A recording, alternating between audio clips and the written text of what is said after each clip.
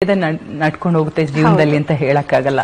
ಕೆಟ್ಟದ್ದು ನಡೆಯುತ್ತೆ, ಒಳ್ಳೇದು ನಡೆಯುತ್ತೆ. ಇಷ್ಟು ಮಾತ್ರ ಹೇಳ್ತೀನಿ, ಇದರಿಂದ ನಮ್ ಕನ್ನಡ ಇಂಡಸ್ಟ್ರಿಗೆ ದೊಡ್ಡ ಲಾಸ್ ಆಗಿದೆ. ಅಂದ್ರೆ ಅಂತ ಒಬ್ಬ ನಟ ಬೇಕು ನಮ್ಗೆ.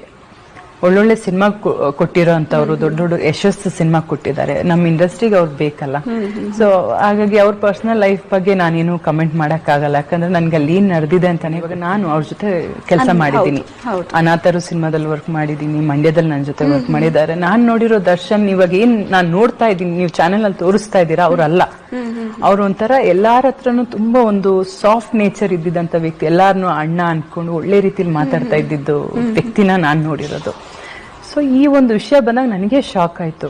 ಏನಿದು ನಿಜಾನಾ ಅಂತ ನನಗೆ ಒಂದ್ಸಲ ಪ್ರಶ್ನೆ ಆಯ್ತು. ಯಾಕಂದ್ರೆ ನಾವೆಲ್ಲ ಅವ್ರನ್ನ ತುಂಬಾ ಇಷ್ಟ ಪಡ್ತಾ ಇದ್ದವ್ರಲ್ವಾ.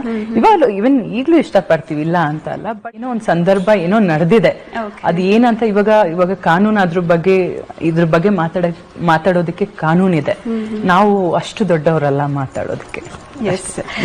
ಅವ್ರ ಲೈಫಲ್ಲಿ ಏನ್ ನಡೆದಿರುತ್ತೆ ಅಂತ ನನಗ್ ಗೊತ್ತಿಲ್ಲ, ನಮ್ಗೆ ಯಾರಿಗೂ ಗೊತ್ತಿಲ್ಲ.